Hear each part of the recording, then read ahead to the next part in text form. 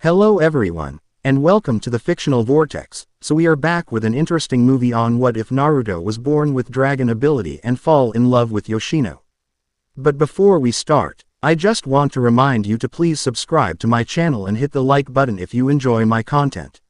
Let's start the story. Chapter 1 of Dimensions and Dragons. Groa, keep the beast back. Don't let it get any closer. We can't, it's too powerful. A loud, guttural roar reverberated in the air. Mysterious masked shinobi stood atop tall trees, sending a variety of elemental attacks at a colossal, reddish-orange, nine-tailed fox. Other trained warriors, wearing dark green, armored vests provided support by throwing a multitude of metal weapons, all intending to slow the enormous monster back. Its slitted eyes narrowed as it scrutinized the massive army below its feet, their attempts at harming it barely damaging a single hair of its fur. The fox let out an irritated growl, finally having enough of their pathetic efforts. It breathed in deeply, causing the humans to pour even more chakra into their feet to not get sucked into its esophagus. The kitsune's chest swelled as its lungs were filled with air before promptly deflating when the quadruped let out another roar, one that was strong enough to force the shinobi off of their feet and launch them back into their village walls. Harsh winds crashed against an old man wearing gray shinobi combat armor who had managed to stay on his feet, albeit barely. Damn this vile creature, Hiruzen Sarutobi muttered in his head, gritting his teeth in effort. How did it even get out in the first place? I thought Minato was supposed to keep him in his seal while Kushina gave birth. The old Hokage sighed in relief when the Biju stopped. He gripped the adamantine staff in his hand tightly. Extend, Enma. Now, the Sandaime barked out, his transformed summon doing as he was told. The Monkey King hit the Kyuubi in the gut, taking the breath out of the fox's lungs. The blow was powerful enough to push it many miles away from the hidden village, the sight of it being pushed back. K made the Yondaime's predecessor sigh in relief. As much as I would like for it to not be here at all, that is better than nothing, he thought. His stance turned slack slightly before he flinched. NTO attention when the familiar sound of swirling leaves and puffing smoke reached his ears. Black orbs slid to the left and an eyebrow rose when the form of his white-haired student appeared. Jiraiya, when did you get here? I thought you were out dealing with complications in your spy network. The tall Sannin stared and narrowed his eyes at the kitsune that was shaking its head as it tried to regain its composure. Minato sent me a letter by Toad earlier that little Naruto was going to be born. I wasn't going to miss my grandson's birth. The Namikaze scoffed, not even turning to his sensei when he replied. Neither was I. The two males turned to their right when a figure landed on the tree near them. Jiraiya smiled when he saw who it was. Now isn't this a pleasant surprise? Hey, Haim. The toad sage walked over to his blonde wife who happily returned the hug he gave her. Hey, yourself, she giggled. Sarutobi smiled at the sight of the two, glad that his two students had found happiness with each other. He still remembered the shock that they had experienced because of a revelation that they had made years ago. Flashback, 5 years ago. Ow, ow, ow. An injured, blue-eyed, spiky-haired man yelped from his position on his hospital room's bed as his fiery, red-headed girlfriend roughly pushed a cotton ball coated with antiseptic fluid against a deep cut in his arm. Come on, Kushina. I know you're mad.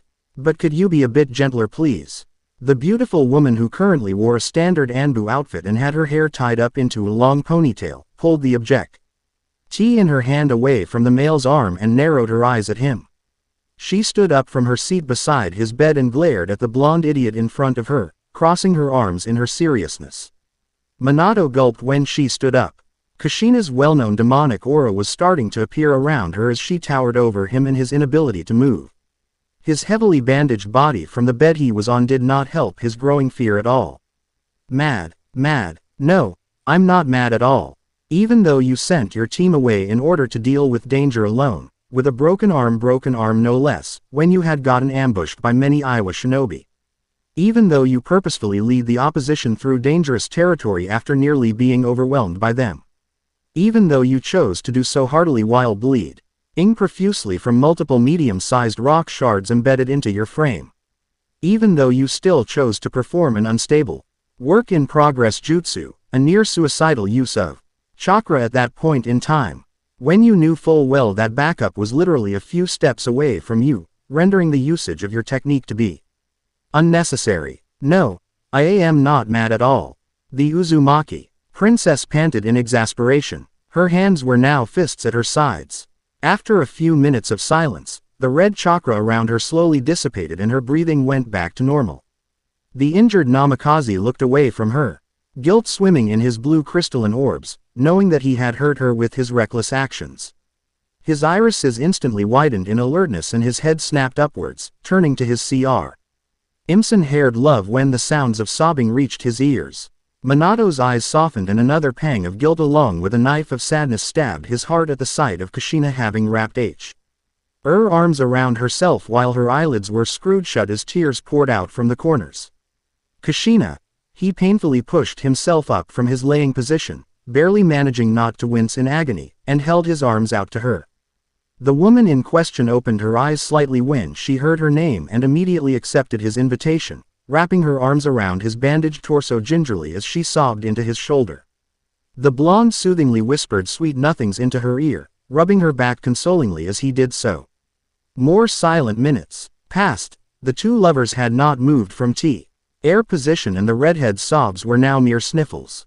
Minato buried his face into her hair while Kushina nuzzled her head into the crook of his neck, their presences calming the other down. I was really worried about you. Kushina spoke, pulling her head away to look at Minato in the eye, her voice nothing more than whisper. I was talking to Hokage-sama when your team came back. Seeing they were bleeding and hurt without you in sight, I started to panic, though I didn't show that I was on the outside. Heck, I was thinking about so many scenarios that your squad could have gone hero to have gotten themselves into their current conditions that I actually woke the big lug stuck in my stomach. Minato chuckled, running a hand through Kushina's red locks. Ah, I hope that old fox wasn't too much of a trouble. Hey, the guy was pretty annoyed, until he looked through my memories to see what had gotten me so worked up. When he saw why, he was the one causing a headache instead of me in our mindscape. The woman grew a small smile before it turned back into a frown. Sigh. When the members of my Anbu team who were sent to look for you arrived, me and Kurama were practically in hysterics. Old man Sarutobi had to assign quite a lot of Anbu members to keep us from checking up on you at the hospital. He even had to step in himself when Kurama decided that he would lend me some chakra to help get past them.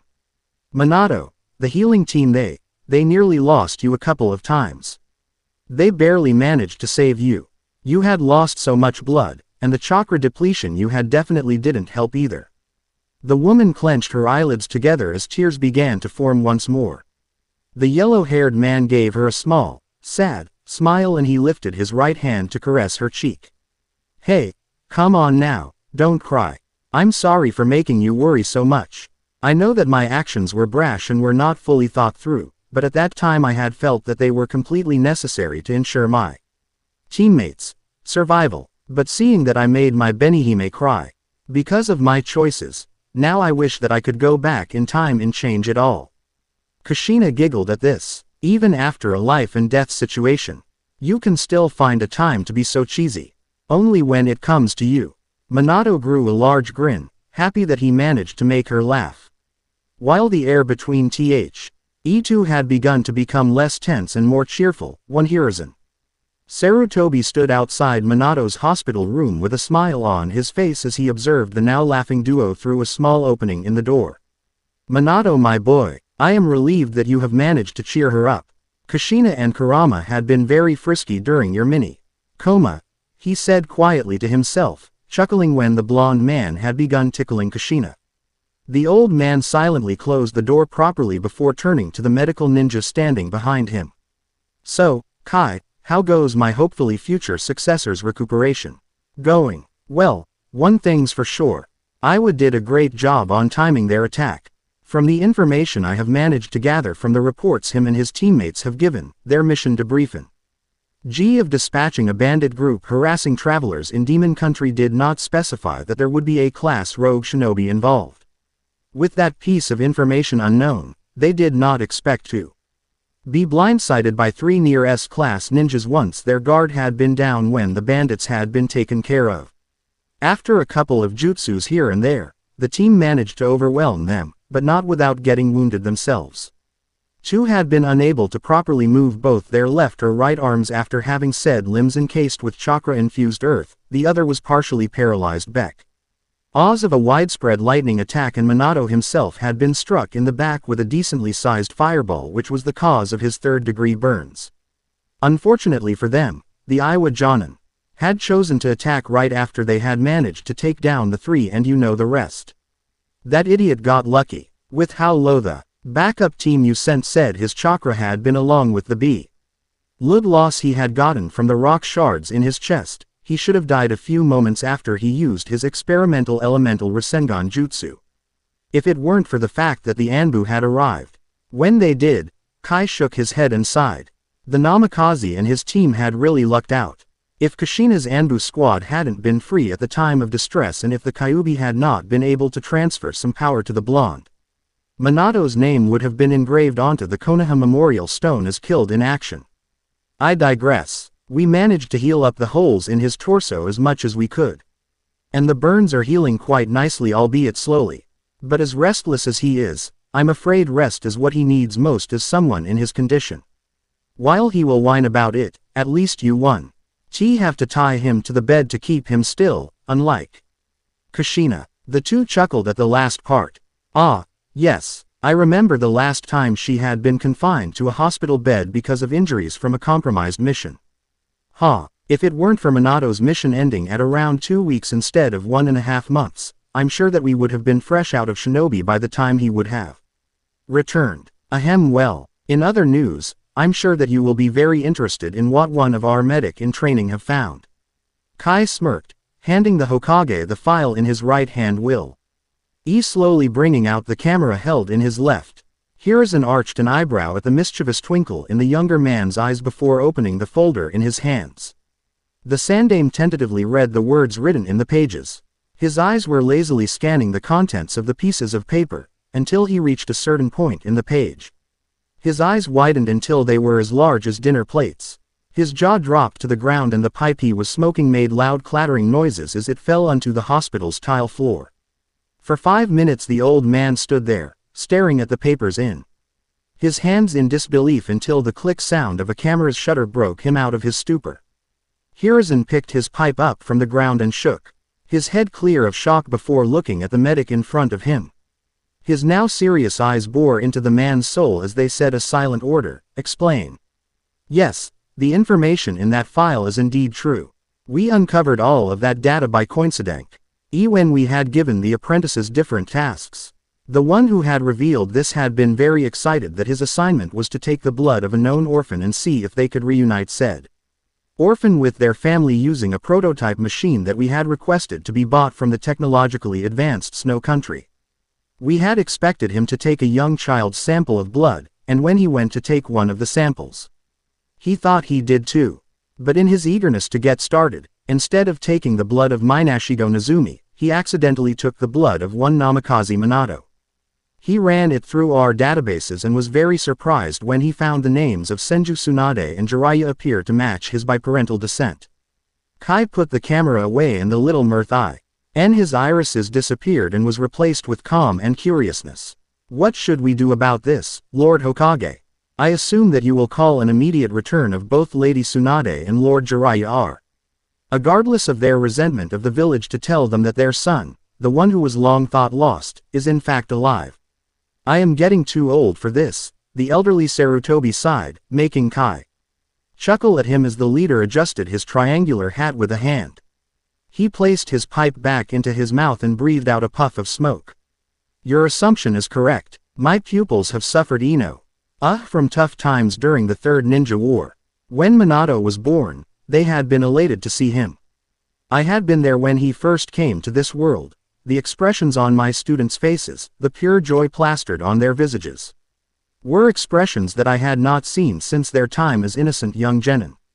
We cannot withhold this information, whether the repercussions of my actions will cause an uproar with the civilian council or not. I will go through with this. Send out 2 of the emergency Anbu messenger squads. Although they are only meant to be used during times of war, I do not give a damn Create 2 copies of this file and send one of each copy to Tsunade and Jiraiya respectively, while the original is to be placed in the Hokage vault. Anything pertaining Senju clan matters has been and always will be placed in the most secure storage area in this village. The head of the hospital's faculty smirked again, pulling out the 2 copies of the file. Seeing his superior raise an eyebrow questioningly, he clarified. I had figured that you would give an order similar to that, so I had made them beforehand. I suggest that you prepare, for you know that it won't just be the civilian council that will give you a headache due to an uproar. Flashback end. The retired Sandaime chuckled slightly to himself as he remembered the amount of meetings that the council had Ted to discuss the subject along with the situation of Tsunade and Jiraiya's return, which resulted in the door leading to his office being blown into smithereens. The amusement in his face disappeared when the leaves he stood on shook. As much as I would hate to ruin your wonderful reunion, the fox has regained its composure. Tsunade's honey-brown irises hardened when they turned to look at the Biju that was causing tremors at every step it took as it made its way back towards the village. While it is nice seeing you here, I didn't expect to see him of all things attacking the village. Jiraiya sighed at this. We didn't expect it either. He's never caused trouble before. In fact, all he's ever done is help Kushina and Minato. I'm just confused as to what brought this on. As are we. A voice interjected. Minato appeared in a yellow flash behind the trio. He was garbed in his Jonin outfit and had his haori draped over him as he supported his tired wife with an arm while holding a bundle in the other. Their eyes widened when the light disappeared and fully showed the 2's kneeling forms. Minato, Kushina, what happened? Tsunade cried. The 3 elder shinobi quickly went to the family's side and Jiraiya narrowed his eyes when he saw what Minato was holding in his arm. The red-headed Uzumaki was still wearing the same green dress she had on when she was giving birth to Naruto. She was very pale and the slug Sannin noticed that she had signs major of chakra fatigue. Minato himself looked a bit roughed up. The 4th Hokage had scratches all over his body, his injuries all having minor bleeding, and his clothes were torn in multiple places.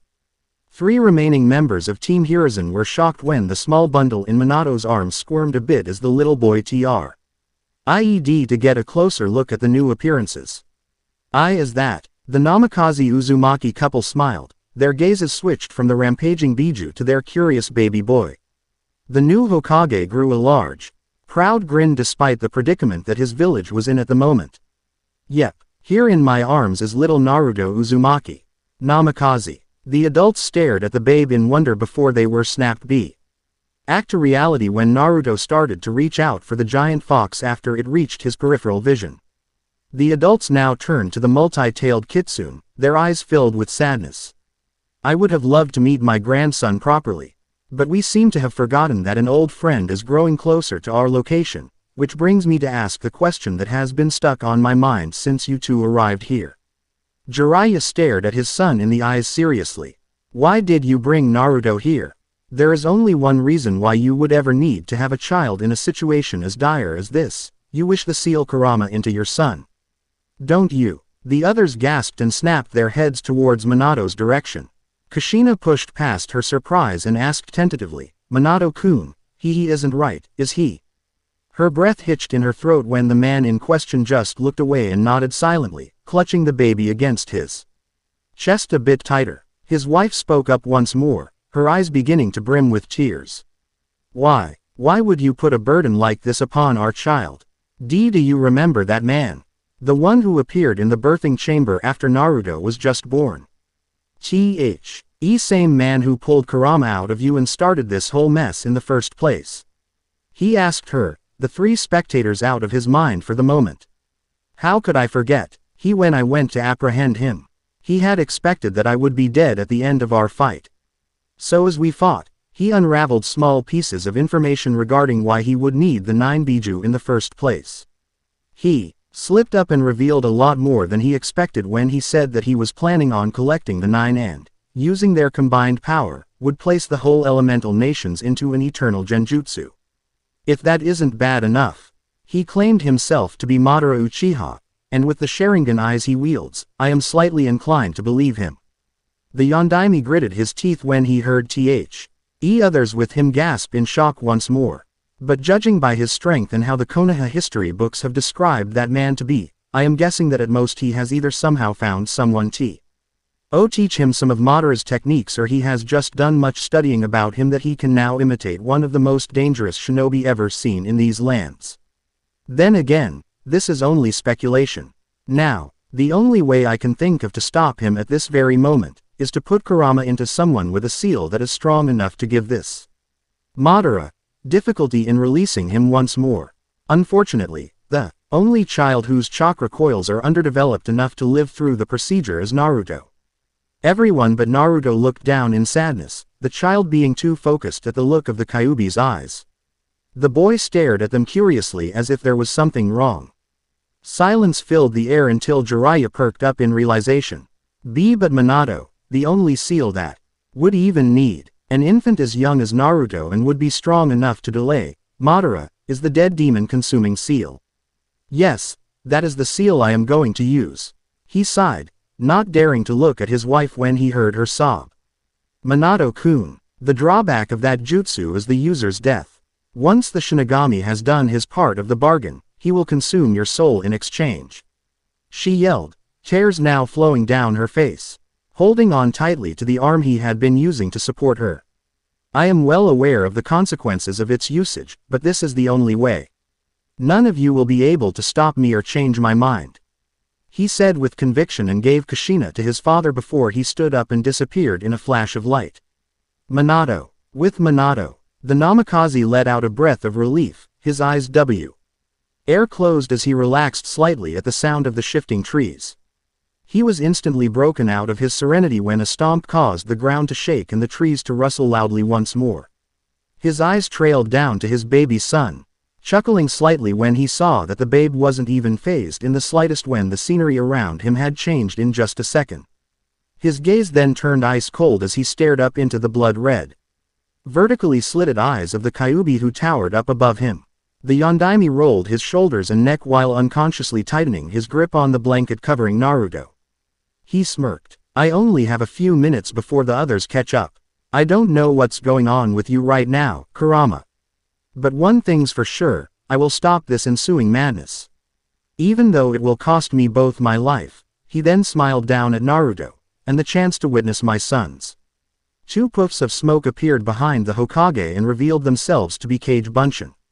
They nodded at their creator before quickly setting up the sealing ritual.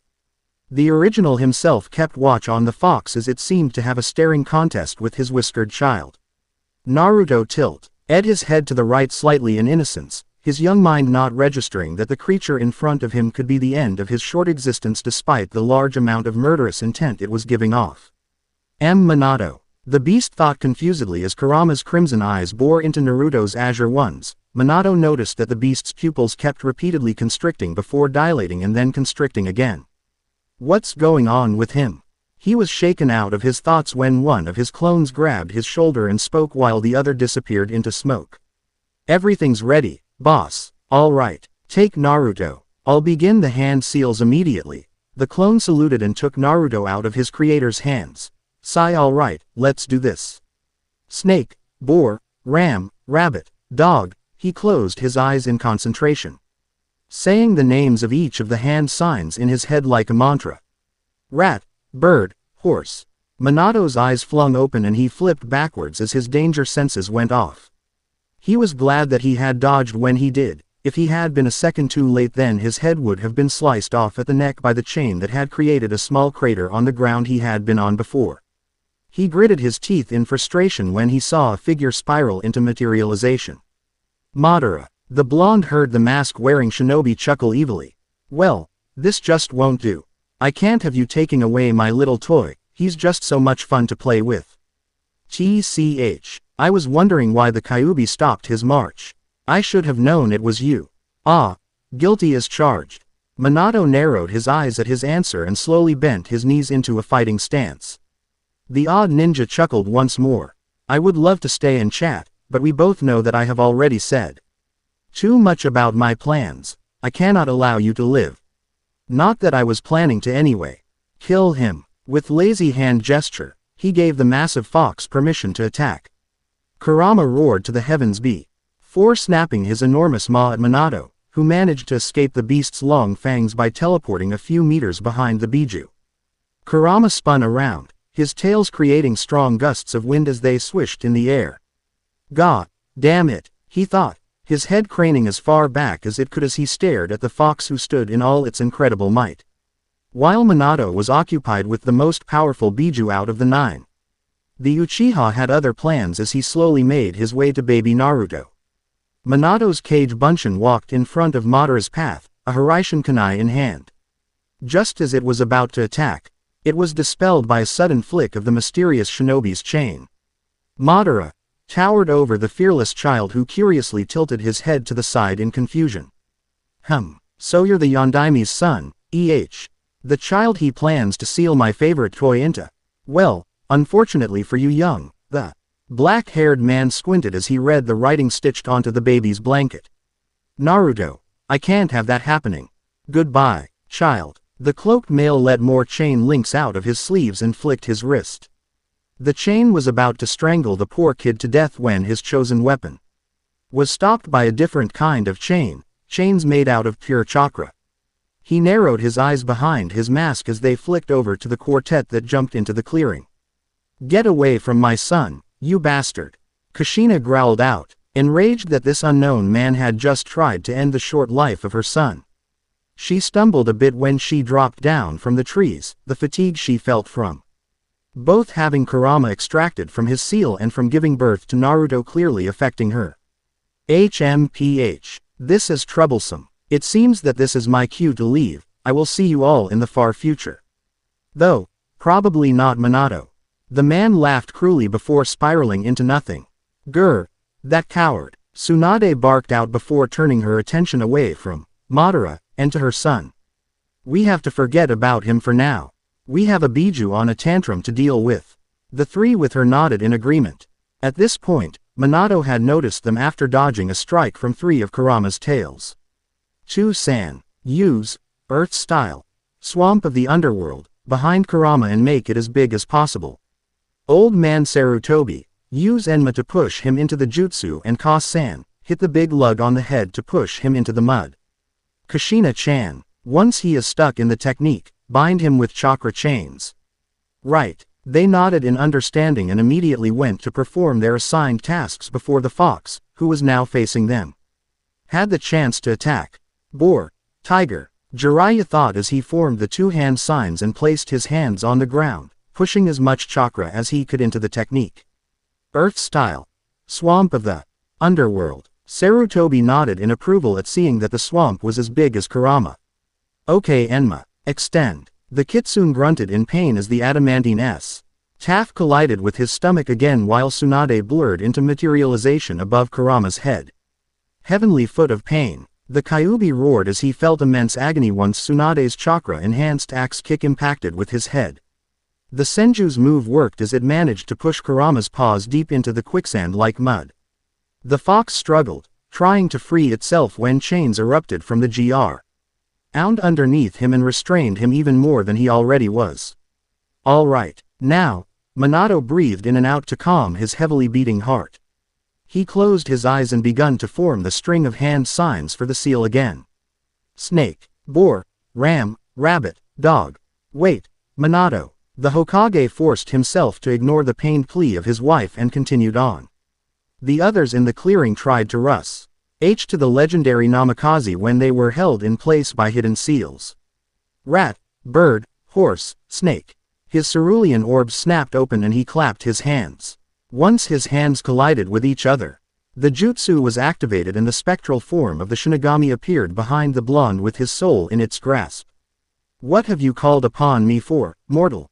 The Reaper rasped out. Minato fell to his knees at his usage of chakra and managed to pant out a reply. The Kyuubi. Pant. I would like for you to pant seal all of the Kyuubi into my son, he said, pointing to Naruto. Only a sealed chi was created with your help as pant strong enough to keep him inside my son without him feeling any drawbacks. The Shinigami turned to the watching babe and nodded in affirmative. I shall aid you in this endeavor. I assume that you know the price you will have to pay for my assistance. Yes, Minato said grimly. Very well. What seal do you wish for me to strengthen? The 8 trigrams seal. The Shinigami nodded again and pushed his hand through the chest of Minato's soul. The cage grunted as a blue, ghostly arm emerged from the center of his torso and hit Kurama above where Biju's heart was supposed to be if the chakra beast had won. The Kyuubi roared in annoyance, his eyes once more caught sight of Naruto. He saw that the infant was placed on a sacrificial throne, and with the appearance of the Shinigami. It didn't take long until the fox's clouded mind put 2 and 2 together. In a final attempt to not get sealed, it reached for the still awake boy, intending to run him through with his nail.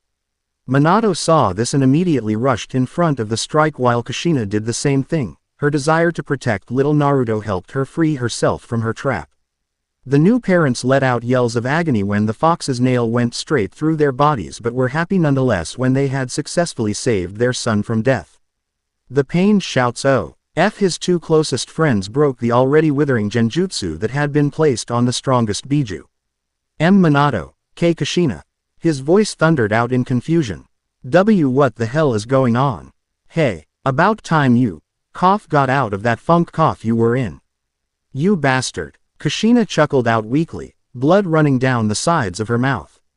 Listen, I know you're confused, but Omise is that you'll keep an eye on Naruto. Me and Minato won't be able to live through this. But, although I would hate to ruin this chat, my summoner's life force is fading. The Shinigami grunted out, the soul in its clutches flickering on and off. I highly suggest that you finish the seal now. If you would like, I will seal parts of your souls into your son as well. The duo's eyes widened in surprise and Minato smiled as he placed his hands in a prayer formation again. Thank you, Shinigami-sama. Seal. And with that one word, Kurama was sucked into the seal on Naruto's abdomen. While the life in the 2 parents' eyes began to fade away and then fell to the ground, unable to move their limbs. The Shinigami disappeared into the wind and Kushina managed to turn her head to the Till stuck trio meters away from them and said her last words before passing away. You guys better not give little Naruto any of your bad habits, we'll be watching. Now wasn't that touching? Everyone except for the sleeping Naruto and the dead Kushina looked at the reappeared Madara, in surprise. He warped over to Naruto and pulled him into his arms. I guess since you have something that belongs to me inside you, I'll have to take you with me, nay. Minato's eyes widened when the man began to spin into nothing with his son and quickly pushed his numb body to Horizon to the mark he had placed on his son when he placed him in his crib earlier. At the same time, Naruto cried loudly in his sleep as Kurama forced his chakra out of the seal as an attempt to get his new host away from the imposter.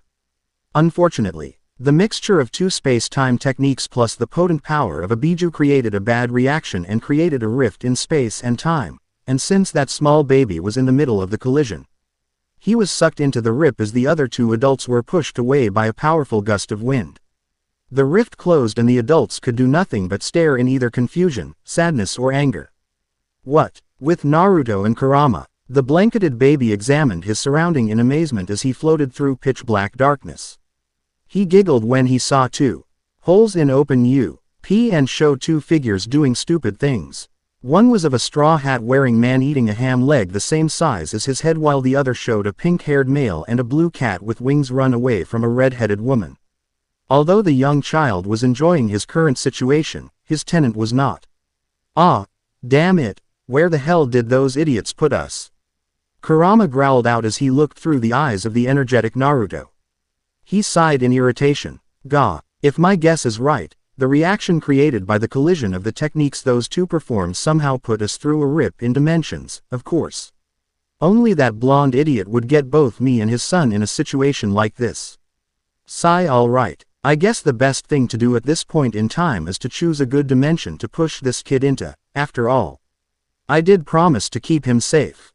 The fox scanned each and every dimensional rip that opened up. To him, some of these dimensions were weird.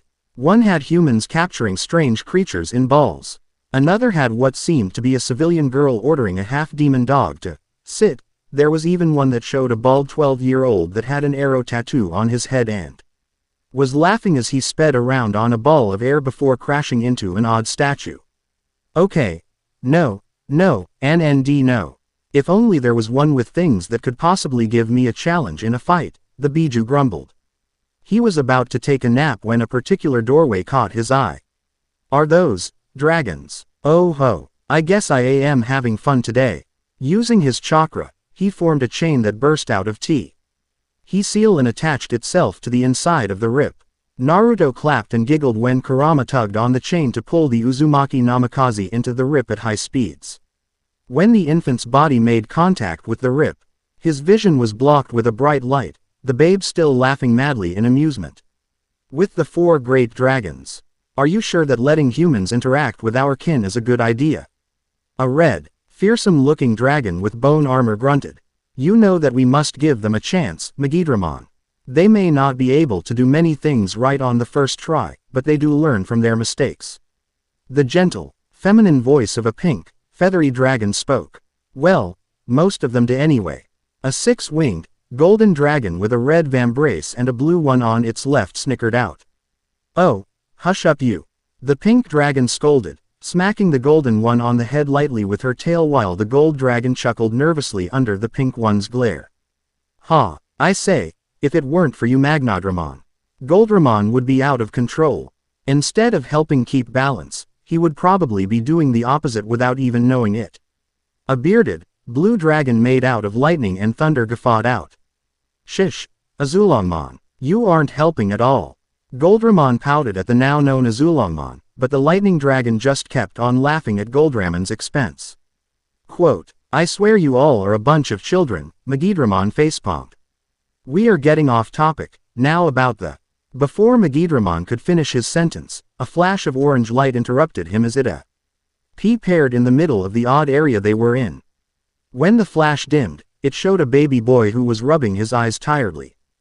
A child, Magnadramon said confusedly, hovering down to the child's height and placed her snout right in front of him.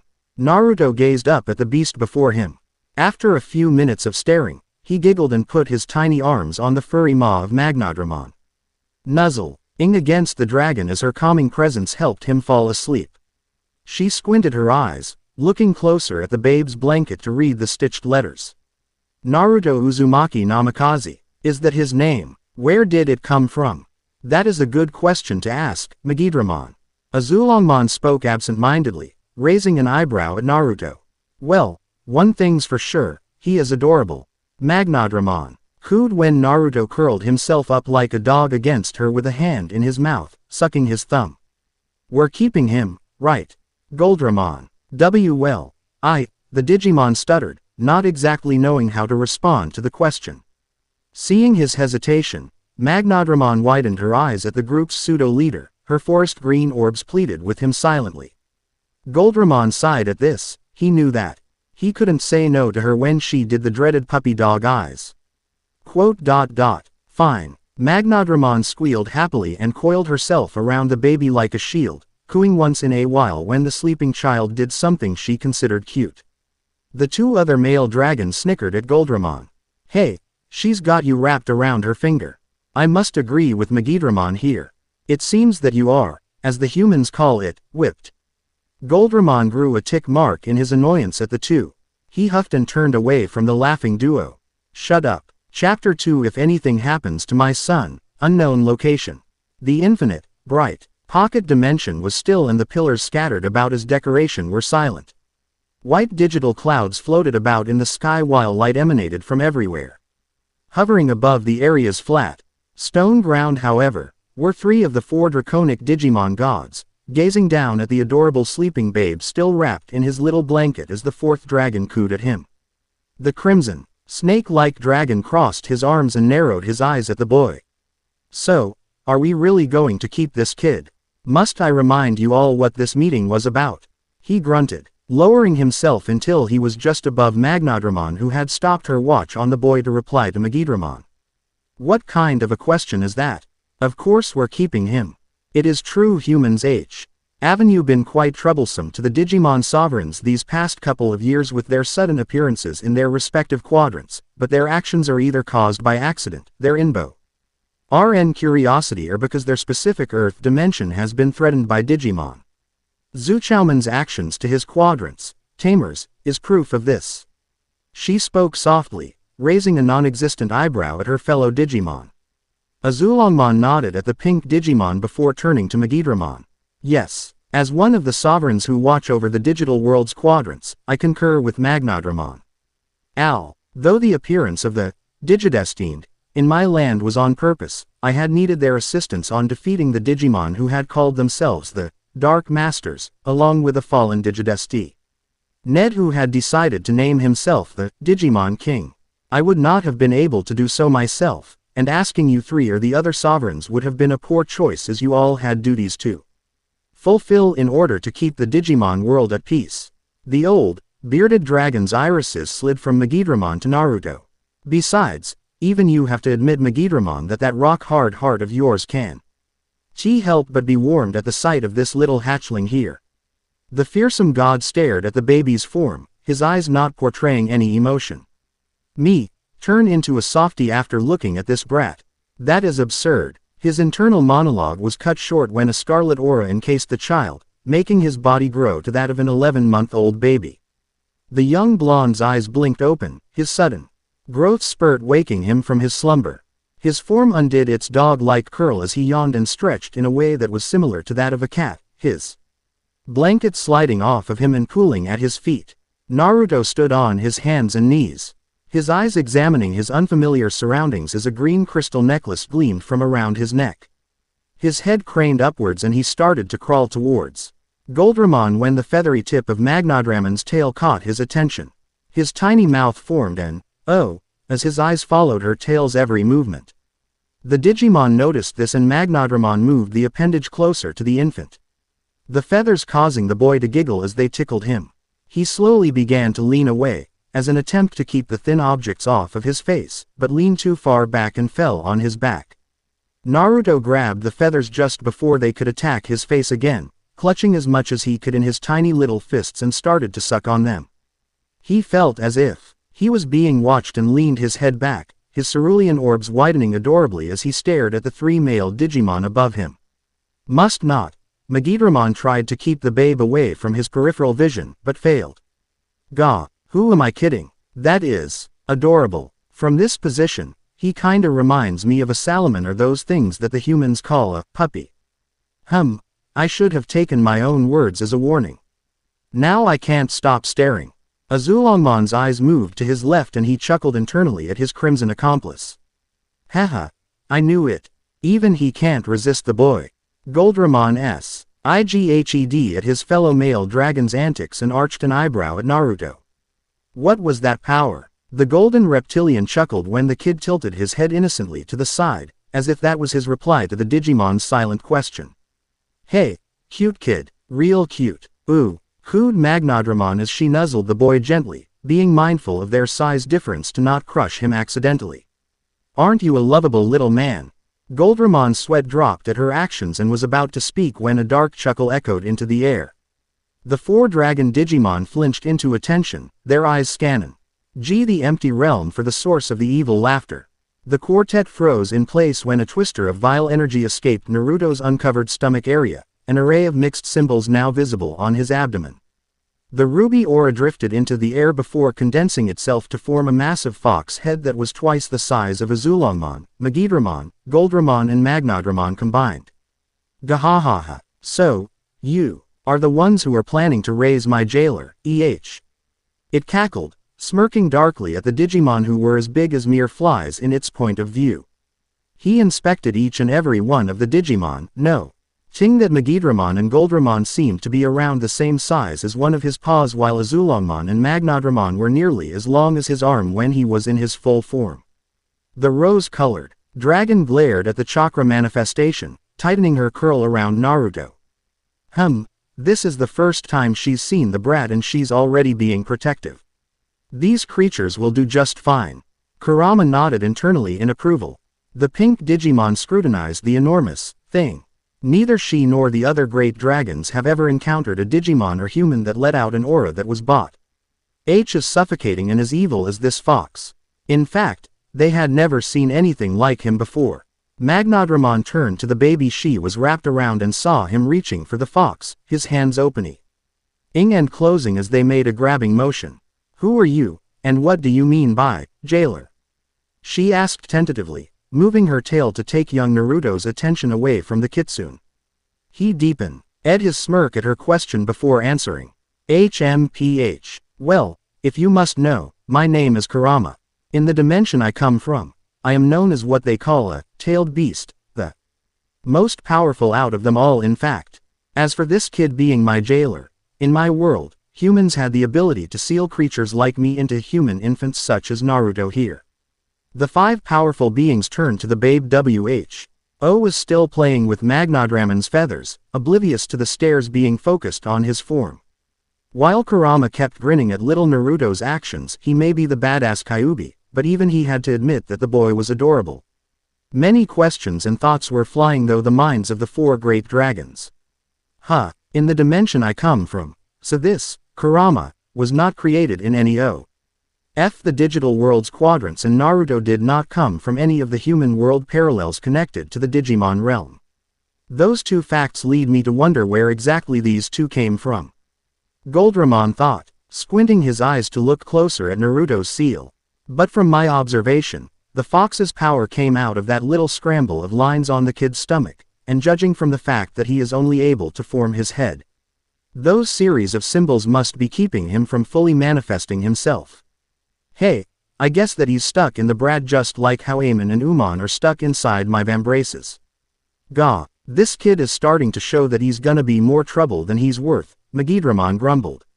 Why did he have to show up at OUR feet? Why not at the Olympus 12s or in F. Rond of that Yggdrasil program that Ebenwooman set up to supervise his own quadrant for him? This is so troublesome. Well. Azulongmon chuckled inside his head while a smirk grew on his face outside. He just keeps on getting more interesting. I wonder what trouble this lad will bring if those other 2 still choose to keep him. What is this feeling? Magnadramon asked herself, a gentle smile on her face as she stared at Naruto. The boy stopped his teething on her feathers and turned his gaze towards her after noticing her stare. Naruto giggled and clapped his tiny hands before beginning to crawl towards her muzzle. Magnadramon blinked and moved herself forward to lessen Naruto's effort. Once the young Uzumaki Namikaze reached her, he gave her a large, whiskered grin and gave her a hug as he babbled incoherent things. Every time I glance at Naruto, a rush of joy and happiness fills my being. The very thought of him being in danger makes me feel as if I want to ECT this baby with my life, as if he were my child. Is this what being a mother feels like? Kurama's grin broadened at the interaction between Magnadramon and Naruto. Yes, they will do just fine. Ahem. I hate to interrupt this touching scene between a mother and her child, he smirked at seeing the surprise in Magnadramon's eyes, but I did not reveal my presence for no good reason. Here's the deal. The dimension we came from was a war-filled land called the Elemental Nations. I don't know what the humans here are capable of, or if you even have humans here at all, but in our world, they had the ability to perform impossible feats such as walking on water and solid surfaces using an energy called chakra. With this energy, they could even spit fireballs and grow trees from absolutely nothing. Unfortunately, a power as great as this does come with a drawback. Chakra is something that the humans produce within themselves by combining their spiritual and physical energies, and since chakra is basically their life force, too much usage of the stuff causes them to die. Kurama paused at hearing their gasps of surprise and continued on a few seconds later. The elemental Tions was always filled with misunderstandings and conflicts. These disputes have caused many wars to rage our land, and with so many battles always waged against rival nations, unlimited chakra would have been a great blessing them. Which leads me to the topic of my sealing. As I have said before, I am what is known as a tailed beast. Me, along with my 8 siblings, are powerful beings made entirely out of chakra. A perk of being a tailed beast is that we can use the energy and have the ability to regenerate the amount that we have used in mere seconds so that we never run out. Now, ever since their knowledge of sealing had evolved, we have always been hunted by down the humans and forced into young children. For if the human was older, they would have died from the chakra overload their bodies would receive, unless of course the sealing was done under calm circumstances. Our containers were called Jinchuriki, the word literally meaning, power of human sacrifice. They were raised to be weapons. War machines used in case their nations were to face times of terror. Due to our repetitive captures and their usage of our power without our consent, me and my siblings began to grow hatred for the humans. And since our minds were clouded with rage, every time we managed to free ourselves, we always created massive amounts of damage during our attempts to escape. But because of the deaths that we had caused, the Jinchuriki we had been sealed into were treated as outcasts and trash, always abused as if we would feel pain should our containers have been injured. This in turn caused He Jinchuriki to start feeling hatred towards us tailed beasts, blaming us for their pain and would show no remorse in their forceful leeching of our power. Their exploitation of our powers makes our hate grow and yada, yada, yada. You see where I'm going with this? The Digimon nodded, giving the Biju their rapt attention. Alright, now because of this cycle of hatred, we Biju, a shortened way to say, tailed beasts, rarely find a container that we actually enjoy being stuck to. So far, although I have only been sealed twice before Naruto, I have only experienced having an enjoyable jailer once. That person was Naruto's mother Kushina. The others gasped in surprise once more at the revelation. She and her husband Minato were the only ones who have treated me as if I was no different than them. Living being instead of a monster. That child that you are planning to raise is their legacy, and I am entrusting you with the knowledge of all this information in case it should help you take care of him in the future.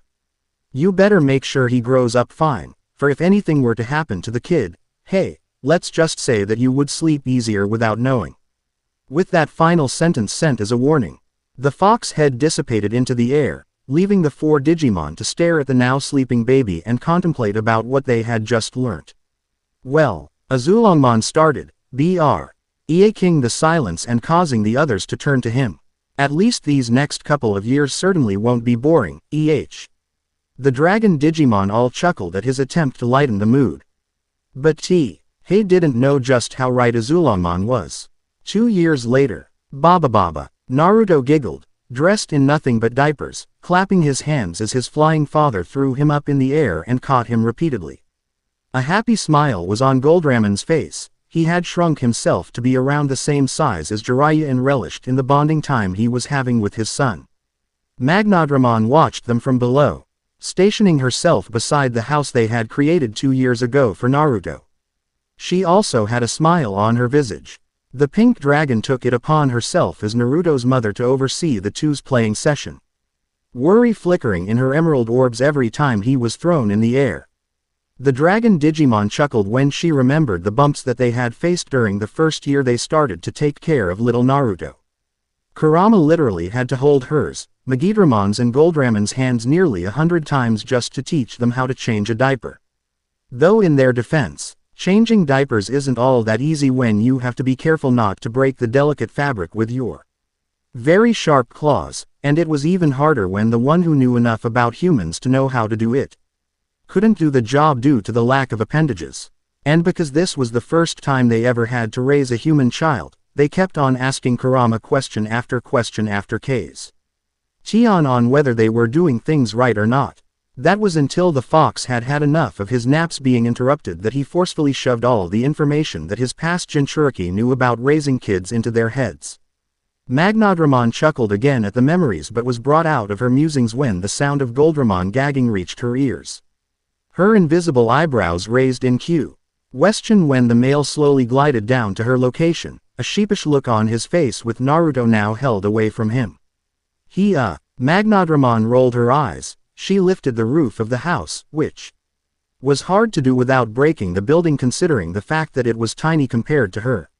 She inclined her head to the side, gesturing for Goldramon to go inside with Naruto.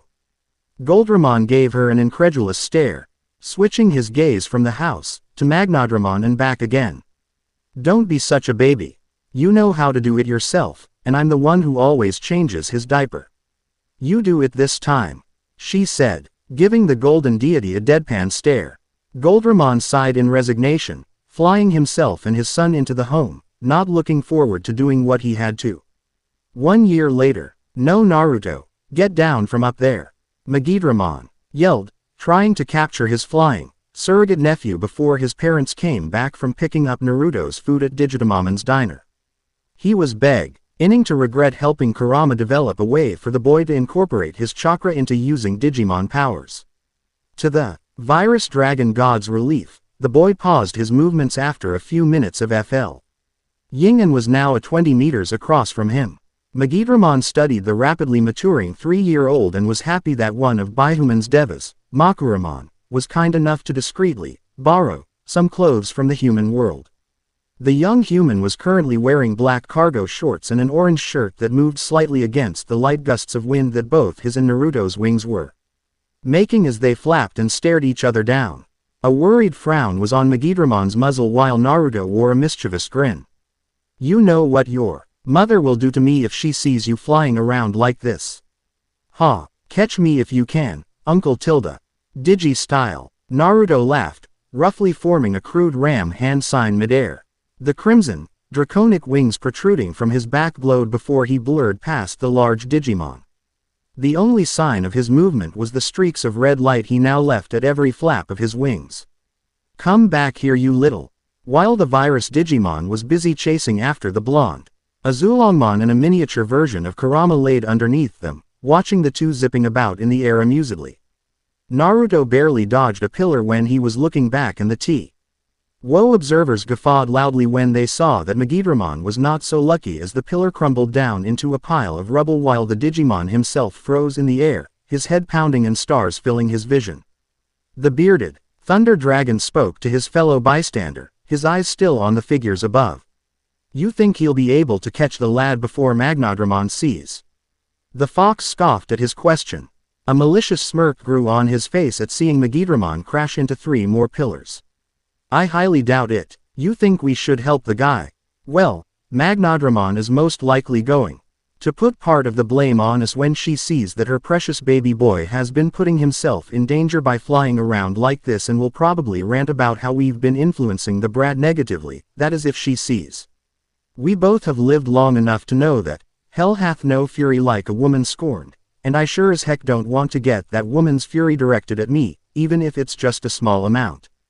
Geez, she sure does get protective of the kid and can definitely pack a punch when she wants to."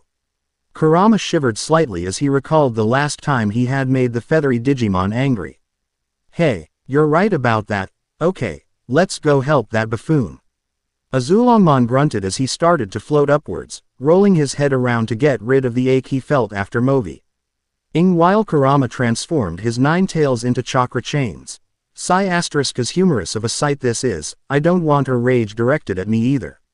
Azulongmon fluttered his sets of small wings before disappearing in a blur as he stopped Naruto in his tracks by appearing in front of him, giving Kurama a small window of time to capture him. But that was all that he needed. Naruto let out a short gasp and was about to make a run for his left when his feet felt like concrete and were making him lose altitude. He looked down and saw red chains wrapped around his ankles. The whiskered child tried to shake the chains off, but it only served to tighten their grip on him. He flapped his wings, trying to pull himself back into the air when he saw a familiar flash of scarlet from the corner of his eye. "Oh no." Naruto let out a grunt as his uncle nabbed him out of the air and held him still using both of his clawed hands. The Uzumaki Namikaze squirmed in the Digimon's grasp, his attempts to escape causing Megidramon to grow an evil smile.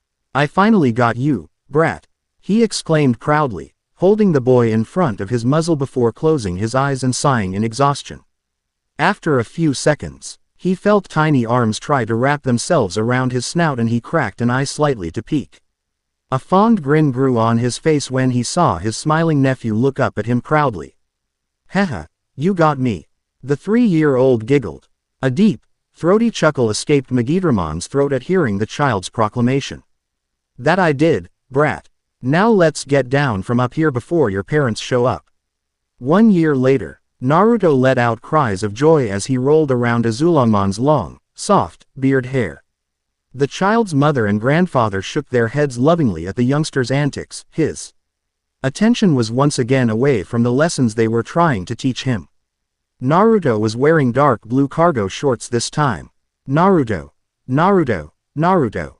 Azulongmon yelled, his last call finally getting the distracted boy's attention.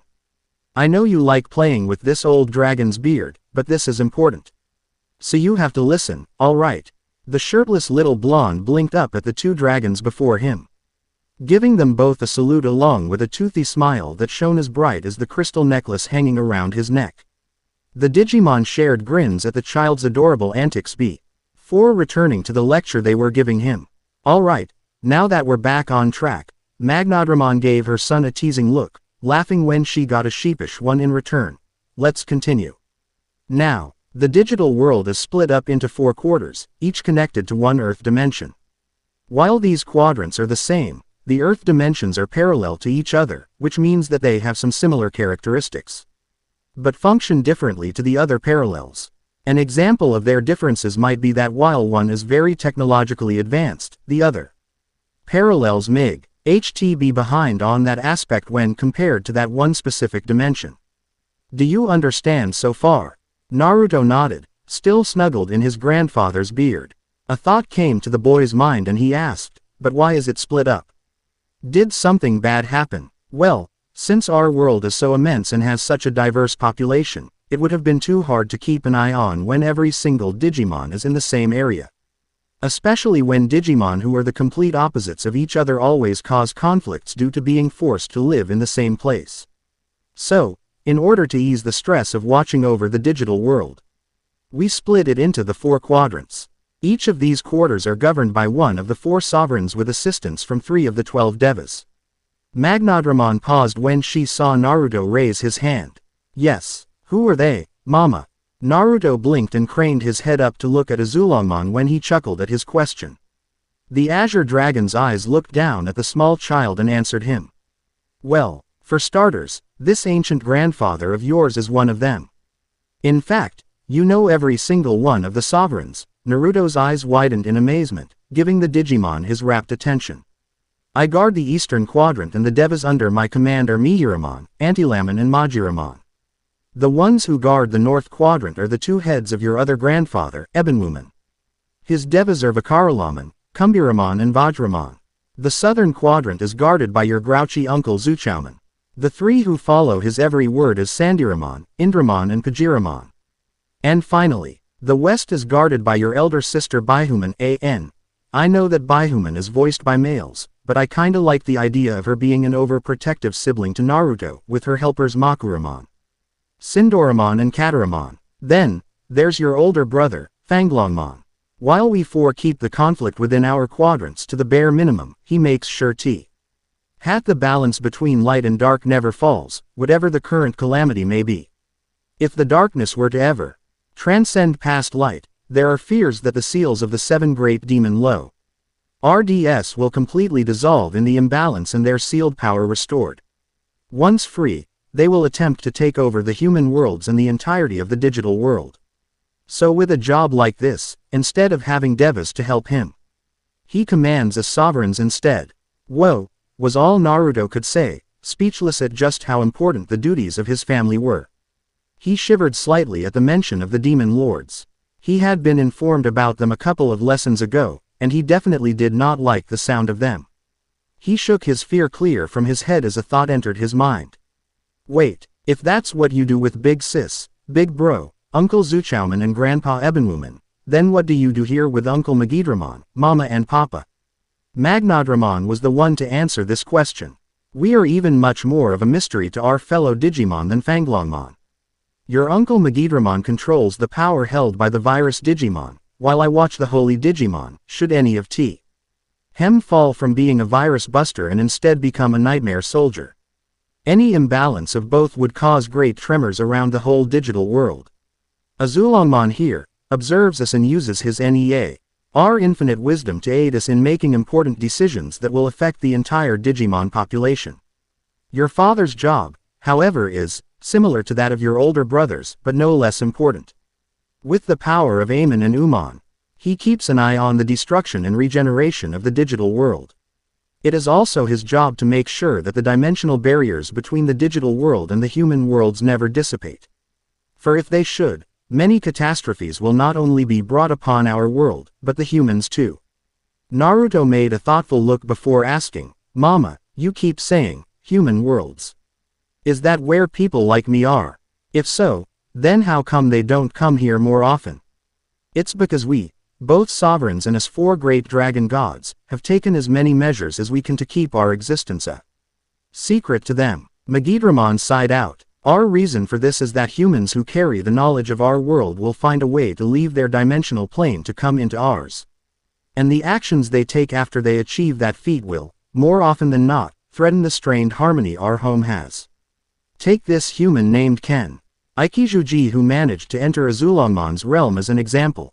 He used the expertise he had on a Digimon anatomy to create vile objects he had called dark rings, and attached them to nearly all of the Digimon in the quadrant. After that, he planted evil spires all over the area, using them as a way to take over the mind of the Digimon who wore the collars. Once he had raised an army that followed his beck and call, he had planned on using them to help him take over the digital world. The human even had the audacity to call himself the Digimon Emperor, as if he was already ruling the digital world with an iron fist. To make matters worse, we couldn't do anything to help the poor Digimon under his control. As powerful as we are, we knew that those dark rings would work on us and couldn't risk the chance of him being able to capture one of us too. Naruto frowned, a fists clutching a lock Azulongmon's beard a bit tighter while the other tugged at the crystal necklace around his neck. So, humans bad, but if they're bad, does that mean I'm bad too? Azulongmon and Magnadramon's eyes widened in shock at his question, the boy's mother hurriedly replying. No, you are not, Naruto. Those corrupted few of your species chose to take the actions that they did. You are not to blame for the destruction the humans had caused, nor are you at fault in any way. Azulongmon, still sensing some hesitation and skepticism, spoke up. You must remember that not all humans are bad, and you of course are one of the good ones. While there are those who have caused us trouble more than once in the past, there are also hers who go out of their way to stop them. It is part of human nature to make mistakes, just as how it is for Digimon. Everybody makes mistakes, but they always learn from them soon afterwards. Okay, Naruto muttered lowly, which caused Magnadramon to sigh. She unfurled her wings, stretching them before leaning down to Naruto and nuzzling him. The lesson is over now, Naruto. Do what you wish. The blonde perked up at this and, after quickly summoning his own crimson wings, propelled himself up to his mother's muzzle. Wait, I wanna ask something. The pink dragon stopped herself just before she was about to launch into the air. She nodded her head to indicate that she was listening, the gesture making Naruto grow a face-splitting grin. Can I go live in one of the quadrants instead of here in the Dragon God realm? Azulongmon only chuckled knowingly while Magnadramon gave her son an incredulous stare. Why in the digital world would you want to do that? Naruto raised an eyebrow slightly at her reaction. The enthusiasm in his eyes dimming and the smile on his face shrunk a bit. Well, being here is fun and all, but you guys and the sovereigns are all I play with. I wanna see the digital world, meet other Digimon, and maybe make some friends. The Digimon parent gave her comrade a desperate gaze, silently pleading for help. Azulongmon only shook his head in response, the low okay on his face telling her that he wanted her to work this problem out herself. She sighed and stared down at her son's beaming face, thinking back to a conversation that the four great dragons had earlier in the week. Flashback. Number. I won't allow it. Magnadramon growled out firmly, a frown on her muzzle. The four great dragons were all floating above the house where an oblivious Naruto was currently snoozing. For the past hour or so, the draconic Digimon have been discussing on the subject of little Naruto being sent out to live with the sovereigns. Goldramon focused his sights on the G-round while Azulongmon and Megidramon were attempting to stare down the pink Digimon, their steely gazes against her sad one. He will stay here, that is final. Magnadramon, you must think this through. Because of his human thought process, Naruto grows more curious about our world as each second passes. The stories about our kin that we have been telling him since his infancy has only made his curiosity grow. Azulongmon said, trying to reason with the holy Digimon. I don't care. You know how evil always seems to be around the corner out there. There are always situations out in the quadra NTS that have been caused by powerful Digimon gone dark. She lowered her altitude and lifted the removable roof of the house, smiling sadly at the sight of her sleeping son. I don't want him to get stuck in that sort of business. We understand that you want to keep him safe, but you know that preventing him from interacting with those outside of this pocket dimension will only do more harm than good. Besides, do you even remember what sparked the beginning of this conversation? The kid's questions on the outside world have become more and more frequent. They're slowly turning from asking for information on Digimon to asking if he could observe the other Digimon. The menacing Digimon glancing at his bearded counterpart, nodding with him in agreement before switching his attention to their silent friend. What are your thoughts about this, Goldramon? You have not put your input in this conversation just yet. Goldramon winced slightly when he felt their gazes on him and let out a breath. He reluctantly raised his head to face Magnadramon and spoke. I'm going to have to agree with them, Magnadramon. Although I would miss the brat, it would be best for him to interact with others instead of just us and the rest of the sovereigns, more specifically the young Digimon who should be roughly the same age as him and such will have a good chance of having a similar mentality to him. I was wondering what you four were talking about. Didn't think it was about this though. The group flinched in surprise before relaxing when the familiar visage of Kurama materialized above them in a red mist. The fox chuckled at their shocked faces. After all these years, they still weren't used to his sudden appearances. He then flushed the amusement off of his face and turned to Magnadramon. We all know that the rest of the Digimon have heard of his existence as well as his affiliation to the sovereigns and you four great dragons. Those who wish to go against you and talk over the digital world will try to use him as a leverage. I will not let that happen under my watch. But, even though I promised to keep him safe, I do not wish to hold the kid's hand throughout his whole life just to help him get away from danger. So, in order to protect him, I have been training him in how to fight and defend himself.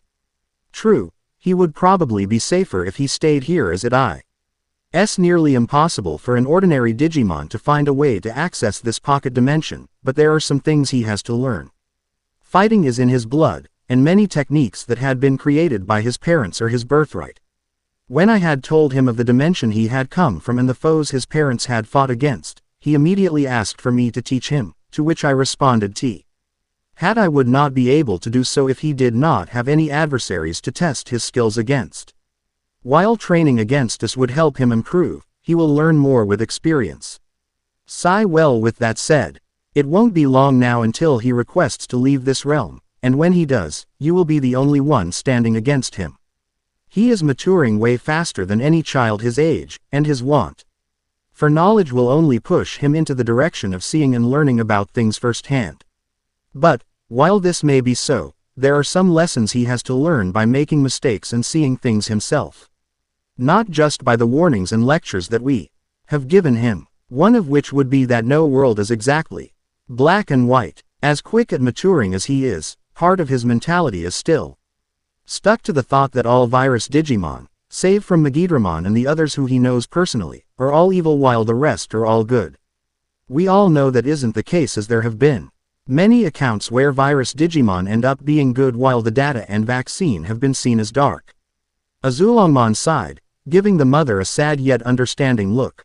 The only question I have for you, Magnadramon, is what will you do when the time comes for him to want to leave? Are you going to allow him to leave and grow up? That boy loves his mother, to bits. One small move that implies of negativity from you will instantly make him doubtful of whether what he is doing is good or not. The female gritted her teeth and turned her back to the trio. She conjured a dimensional rift and flew through it, not saying a word in response. End flashback. I don't know what to do. The edges of Magnadramon's mouth curled down. Naruto noticed the frown on her face and gained one of his own. So, no, His words broke her out of her musing and she blinked confusedly for a moment before spotting the downhearted expression on her son's face. I'm not allowed to go, Naruto reiterated, his eyes focused on the ground beneath him. His shoulders were slumped and the quick flapping of his wings became sluggish. The dragon's frown slackened and she gave him a gentle look. He had been pretty obedient lately, and he would have to leave the realm at some point in time. Sigh, I can't believe I'm going to agree to this, but just because I won't be able to watch over him all the time doesn't mean I'm going to be able to set up some rules. Besides, Baihuman will be there to keep them in line. She let out a breath and steeled herself. I guess you can go. Naruto's head instantly snapped up. His eyes widened in surprise while Azulonmon looked on with an intrigued expression. Really? Yes, really. His mother gave him a smile. He let out an excited yell. ND was about to blur into a loop-de-loop when Magnadramon stopped him with a claw and spoke. But, I have a few rules you need to follow. Okay. The blonde froze on the spot and landed himself on the clawed hand that Magnadramon rose up. He grinned, his wings disappearing into red mist as he eagerly nodded up at her. Yep, I understand. What are the rules? 1. Don't intentionally shove yourself into harm's way. 2. Always do what the sovereigns and devas tell you. 3. You will need to take your training with Kurama seriously. Magidramon, Goldramon and I will come by every week or so to check up on you. And 4. Make sure you're in one piece in every visit. She smirked at the child on her paw. Follow these rules and I will have no qualms with you staying there. Do we have a deal? She chuckled when the young dimension traveler nodded his head rapidly once more. All right then. Go on over to the house and pack the stuff you need.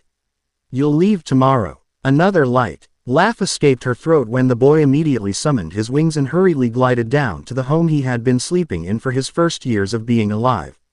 Azulonmon floated to Magnadramon's side. So, you let him go?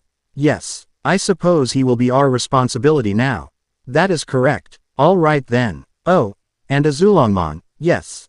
If anything happens to my son, I will make you a wish that you had been deleted the first second you hatched from your egg. Is that clear? Why yes. Good. Oy vey, this woman is going to be the death of us sovereigns and devas. I'm surprised Eldramon is still alive after dealing with her for years, especially after all the stupid things he's done before. The end. I hope you enjoyed this episode. Remember to subscribe and like this video. See you in the next video.